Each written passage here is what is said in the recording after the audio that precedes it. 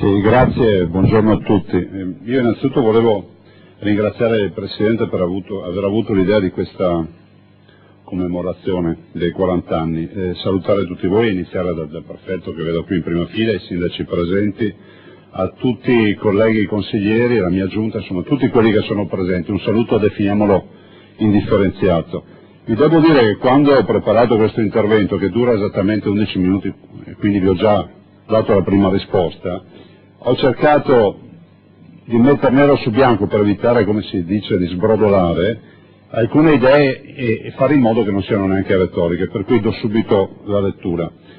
Signor Presidente e signori consiglieri, le stesse tensioni, le stesse contraddizioni, la stessa vitalità che alla fine degli anni 70 determinarono una delle crisi più importanti della storia dell'Occidente furono la causa, da un lato, di un forte sommovimento sociale e culturale che incominciò in quegli anni e finì molto tempo dopo.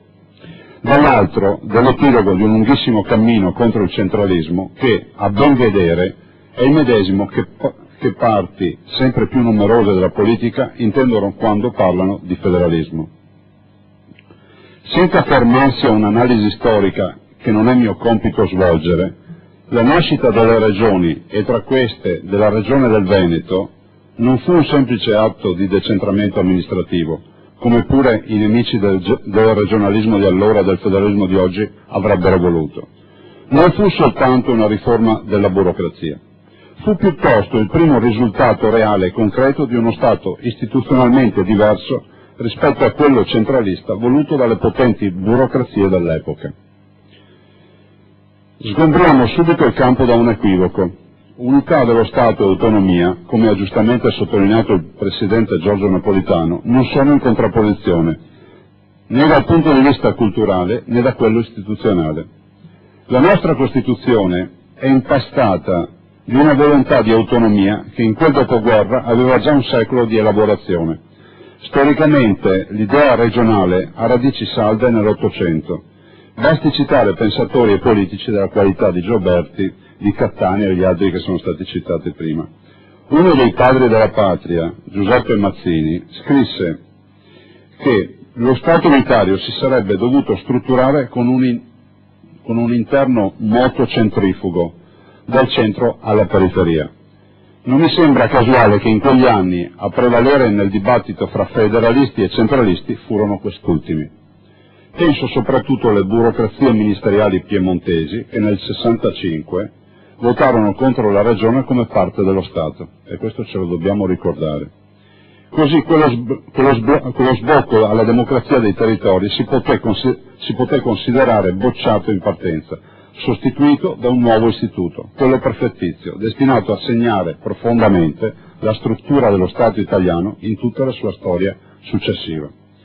L'istituto regionale, che come venne scritto subito dopo la guerra, ha le sue radici nella natura, nel cuore e nella storia degli italiani, non ha mai lavorato contro lo Stato, ma come un'articolazione necessaria e mai completamente sfruttata di esso. Purtroppo a questo proposito il dibattito che si sviluppò tra il 46 e il 70 portò a una mediazione che rese impossibile l'attuazione delle idee più innovative dal punto di vista di autonomia regionale, idee che avrebbero potuto anticipare di 40 anni la recente riforma del titolo V. Basterebbe pensare ai discorsi di Einaudi nella presentazione della Costituzione del 48 per capire che i discorsi che abbiamo sentito questa mattina sarebbero attuali e sarebbero sicuramente riconducibili a quelli di Einaudi. Di fatto venne negata quella potestà legislativa e integrativa che avrebbe potuto determinare un altro assetto istituzionale, già allora più efficace. A mettersi di traverso furono interessi diversi, contrari a dotare di tutte le loro competenze gli istituti regionali.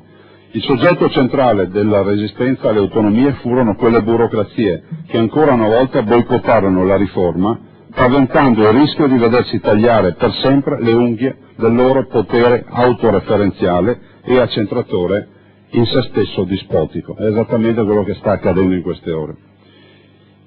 Devo anche aggiungere, leggendo questa parte, che spesso noi, l'abbiamo sentito anche nei discorsi di questa mattina, ci facciamo riferimento alla Costituzione, alla necessità di dialogo ovviamente con lo Stato centrale, con il governo, ma spesso dimentichiamo che i membri della Corte Costituzionale oggi non hanno un'espressione anche dei territori, e questo sarebbe un grande vantaggio per stare a significare questo rapporto che ci deve essere ad esempio tra le regioni e lo Stato.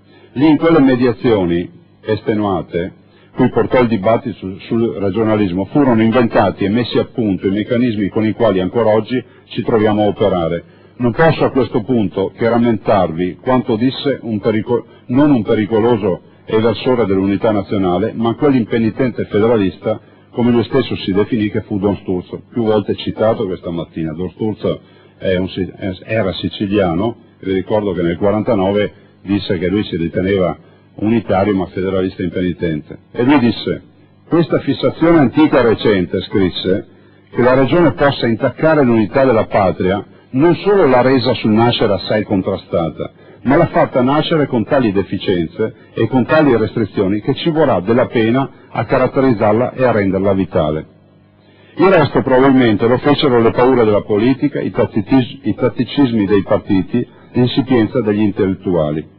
Eppure, nonostante questi limiti di fondo, nonostante le paure, nonostante l'opposizione sorda e grigia che veniva portata all'idea stessa di un decentramento reale dei poteri, quella del 1970 fu la più importante, la più diffusa, la più organica riforma istituzionale della democrazia italiana. Ne neghiamo e ne denunciamo i limiti, ma siamo certi che, pur limitati dal centralismo dello Stato e da confini spesso non funzionali alla sua corretta ed efficiente gestione, quella riforma consentì agli italiani di vivere meglio, consentì al Paese di sperimentare nuove classi dirigenti, caratterizzò un dibattito all'interno delle istituzioni che ha portato il sistema sin qui. Con pazienza e con tenacia, oggi possiamo dire, alla luce della legge sul federalismo e del progressivo avanzare dei suoi decreti attuativi, che la nascita delle regioni fu una pietra miliare nella storia dello sviluppo della democrazia non elitaria, non burocratica, non dispotica. Una democrazia come quella che oggi è a portata di mano per il popolo e del